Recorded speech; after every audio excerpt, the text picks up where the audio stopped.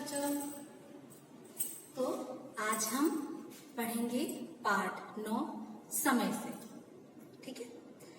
समय समय एक बहुत ज्यादा जरूरी चीज है। समय का महत्व बहुत ज्यादा होता है। समय मुट्ठी में यदि आप रेत लेते हैं तो जैसे रेत आपके हाथ में आती नहीं है, गिर जाती है। आपके हाथों में रेत रुकती नहीं है। आप कभी भी रेत को, सूखी रेत को लेके देखिएगा, पूरी रेत फिसलती जाती है आपके हाथ से। ठीक है।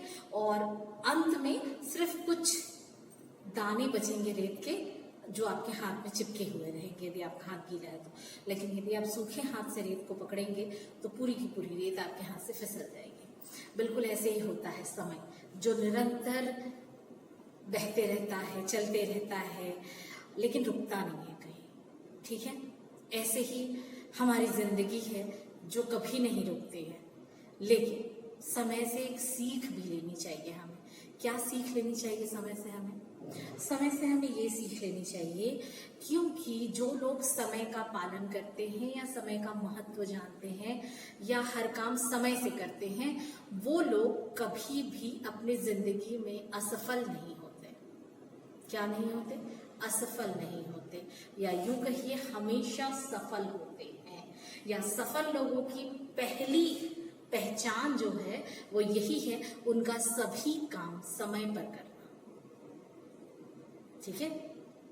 समय को बताने के लिए बहुत सारी चीजें हैं। जैसे हम घड़ी का उपयोग करते हैं।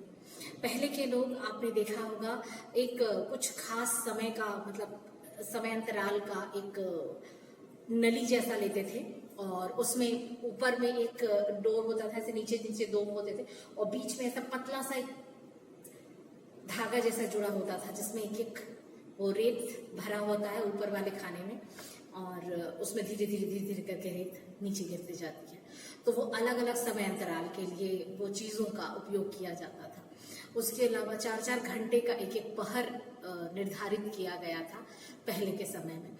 हर 4 घंटे में या 8 घंटे में या समय के हिसाब से उस वक्त हर राजा के हिसाब से अलग अलग समय रखा जाता था, यानी समय सीमा तय की जाती थी, और रक्षक जो होते थे उनके, वो उस समय के हिसाब से वो बदलते जाते थे। वही चीज आज भी जारी है। यदि आपने देखा होगा प्लांट वगैरह में, यदि आपके कोई रिलेटिव्स वगैरह जॉब करते होंगे तो आपको पता होगा कि 8-8 घंटे की शिफ्ट होती है उनकी, है ना, शिफ्ट होती है। तो वैसे ही लोग जो होते हैं वो हमेशा शिफ्ट वाइज वर्क करते हैं, और शिफ्ट वाइज वर्क करने के बाद में क्योंकि 8 घंटे बहुत ज्यादा होते हैं मेहनत करने के लिए, इंसान 8 घंटों में थक जाता है। तो इस कारण आप जानते हैं कि दिन भर में, यानी एक रात और एक दिन मिलाकर 24 घंटे का होता है। उस 24 घंटे को यदि हम प्रहरों में बांटे, या तो 8 पहर का एक वो माना जाता है।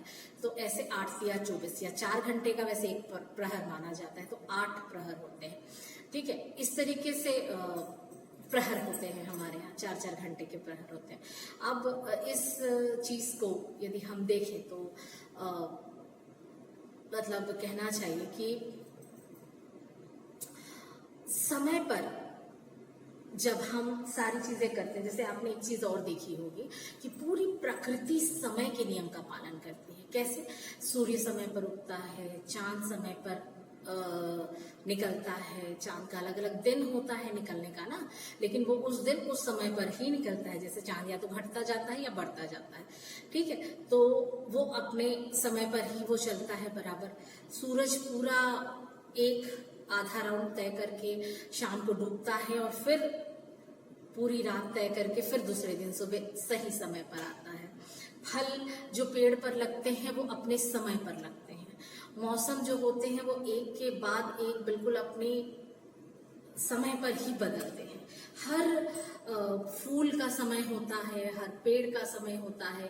बीज के अंकुरन में जितना समय लगता है वो उतना ही समय लगता है। तो ऐसे हर चीज प्रकृति की यदि हम छोटी छोटी चीजें देखें तो वो समय का बहुत ही अच्छे से पालन करती हैं। और समय के नियमों का पालन करना सीखने के लिए हमें प्रकृति को बहुत करीब से जानना होता है। ठीक है। तो आपके इस पाठ में भी आपको यही चीजें बताई जा रही हैं कि समय का पाबंद होना या समय का महत्व जानना कितना जरूरी है। तो आइए कविता पढ़ते हैं।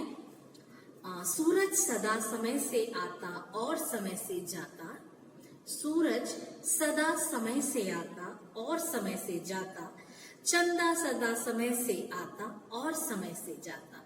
अर्थात सूरज अपने समय पर आता है और चंदा अपने समय पर आते हैं और अपने समय पर ही ये जाते हैं। तारे सदा समय से आते और समय से जाते, सारी दुनिया का चक्कर ये प्रतिदिन एक लगाते।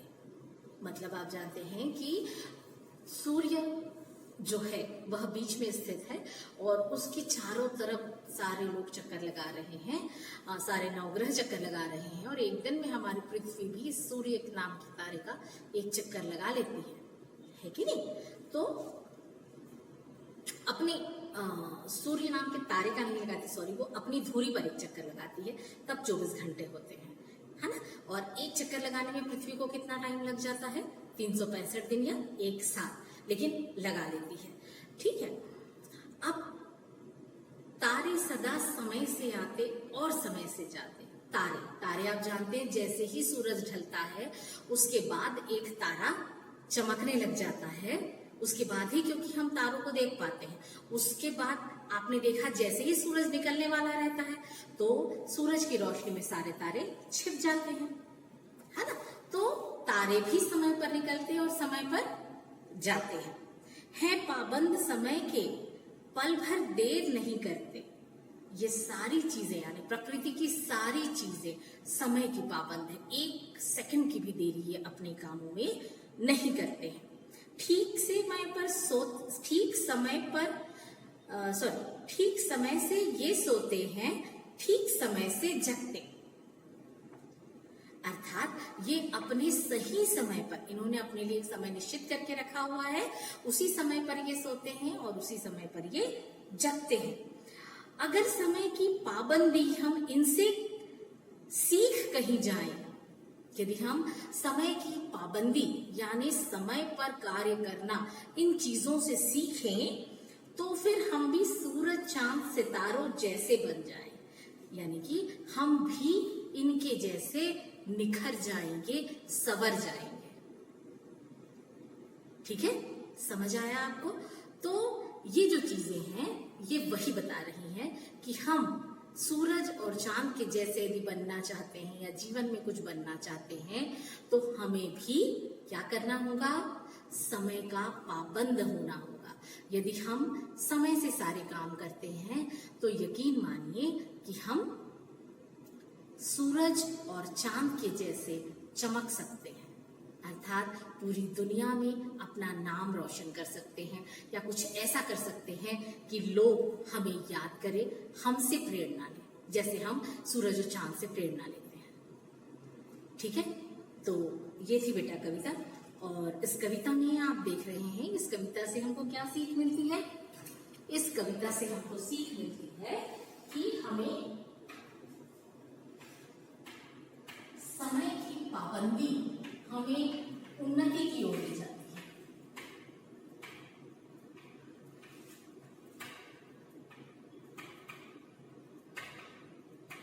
समय की पाबंदी हमें उन्नति की ओर ले जाती है।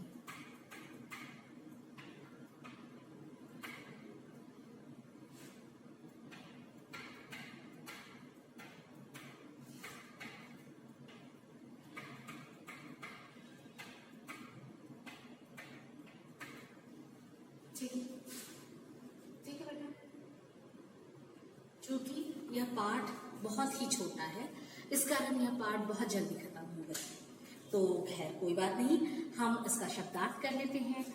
सूरज, सूर्य, सदा, हमेशा, सदैव, प्रतिदिन, हर दिन, रोज। चंदा, चांद, जगते, नींद से उठना। दुनिया, संसार, पल, क्षण, पाबंद, नियमों का पालन करना। और चक्कर, किसी के चारों ओर घूमना। ठीक है, इसमें श्रुतलेख क्या दिया है? समय, दुनिया, चक्कर, प्रतिदिन, पाबंद और सीख। तो यही जो भी श्रुतलेख इसमें दिए हैं इसको पहले आप खुद से लिख करके देखें, फिर किसी बड़े की मदद से कहें कि वो बोलें और फिर आप बिना लिखे इन शब्दों को लिखें। ओके, अब प्रश्न उत्तर है। तो मौखिक हम चांद सितारों जैसे कब बन सकते हैं? तो हम चांद सितारों जैसे कब बनते हैं? हम चांद सितारों जैसे समय के पाबंद होने पर बनते हैं। ठीक है बेटा? हाँ बेटा, हम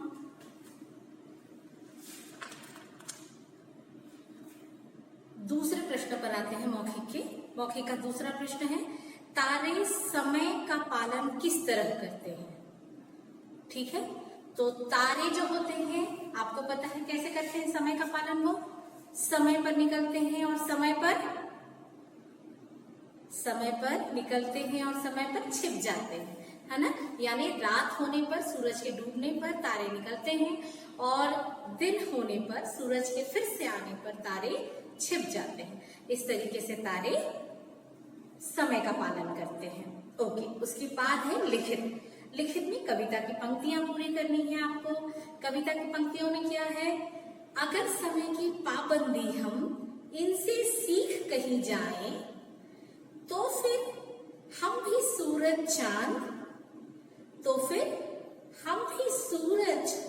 चांद सितारों जैसे बन जाए, है ना। यानी कि कवि हमसे ये सारी चीजें खासकर समय की पाबंदी सीखने के लिए कह रहा है। किनसे सीखने कह रहा है? चांद से, सूरज से, सितारों से, क्योंकि ये तीनों कवि के अनुसार अपने सही समय पर आते हैं और अपने सही समय पर जाते हैं। ठीक है, तो इस कारण कवि कह रहा है कि हमें तारों से, चांद से, सूरज से समय की पाबंदी सीखनी चाहिए, ताकि हम इनके जैसे चमकदार बन पाए या अपनी एक पहचान बना पाए। ओके, अब है आपका दिए गए प्रश्नों के उत्तर में सही का निशान लगाइए। ये आपको करना है। सारी दुनिया का चक्कर कौन लगाते हैं? तो सारी दुनिया का चक्कर तारे लगाते हैं। हमें किसकी पाबंदी सीखनी चाहिए? समय की, लोगों की या किसी की भी नहीं। किसकी सीखनी है हमको? समय की पाबंदी सीखनी है। Very good. अब है दिए गए प्रश्नों के उत्तर लिखिए। ठीक, ये चीजें आपको पीडीएफ में मिली है, आप पीडीएफ से देख के कंप्लीट कर लीजिएगा, पर मैं एक बार आपको ओरल बता रही हूँ। समय की पाबंदी सीखकर हम किसके जैसे बन जाएंगे? तो समय की पाबंदी सीखकर हम सूरज, चांद, सितारों की तरह बन जाएंगे। किसके जैसे बन जाएंगे हम? सूरज की तरह, चांद की तरह और सितारों की तरह बन जाएंगे।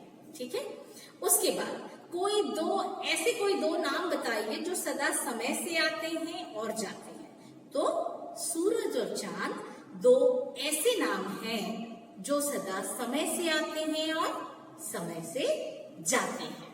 ठीक है, इस कविता से आपने क्या सीखा? तो इस कविता से हमने समय का महत्व सीखा। ठीक है, कि समय कितना मूल्यवान है, इसे हमको व्यर्थ नहीं गंवाना चाहिए। और हम यदि समय की पाबंदी अपने जीवन में अपना लें, तो हम भी सूरज, चांद, सितारों की तरह चमकदार बन जाएंगे, है ना। तो ये चीजें हमने सीखी। ओके, अब इसके बाद है हमारा दिए गए शब्दों के समान अर्थ पर सही का निशान लगाएंगे। सदा, सदा के लिए कौन सा शब्द इस्तेमाल किया जाता है? कम या हमेशा? हमेशा। पल, कल, क्षण, क्या इस्तेमाल किया जाता है? पल के लिए क्षण। प्रतिदिन के लिए कौन सा शब्द इस्तेमाल किया जाता है? रोज या कभी कभी रोज। दुनिया के लिए कौन सा शब्द इस्तेमाल किया जाता है? संसार या शहर? संसार, बिल्कुल सही। ओके, उसके बाद तुक वाले शब्द, जैसे राइमिंग वर्ड होते हैं ना, तो राइमिंग वर्ड जैसे हम मिलाते हैं वैसे ही तुक वाले शब्दों को आपस में मिलाना है। तो कैसे मिलाएंगे हम? आता के साथ क्या हो जाएगा? आता जाता, करते जगते, मगर अगर, आए जाए। ठीक है, समझ आ गया? ओके, अब इसके बाद है कोष्टक में से उचित सर्वनाम शब्द छांटकर खाली जगह भरिए। ये दिया हुआ है, ओके, उसमें से क्या है, आपको दो ऑप्शन दिए हैं, दो विकल्प दिए गए हैं उस वाक्य के बाद में। उस वाक्य के बाद में जो दो विकल्प हैं उनमें से एक विकल्प उस लाइन में आएगा। ठीक, अब कौन सा आएगा ये हमको देखना है। तो डैश समय का पाबंद हूं, तो मुझे या मैं समय का पाबंद हूं। क्या आएगा यहाँ पर, मैं समय का पाबंद हूं। ठीक है, उसके बाद डैश ठीक समय पर आते जाते हैं। ये ठीक समय पर आते जाते हैं या उसका ठीक समय पर आते जाते हैं, ये ठीक समय पर आते जाते हैं। ठीक, तो दूसरे वाले में क्या आएगा, ये। तीसरा, डैश प्रतिदिन दुनिया का एक चक्कर लगाते हैं। तुम्हें प्रतिदिन दुनिया का एक चक्कर लगाते हैं, या वे दुनिया का प्रतिदिन एक चक्कर लगाते हैं, वे प्रतिदिन दुनिया का एक चक्कर लगाते हैं। ठीक है, ओके।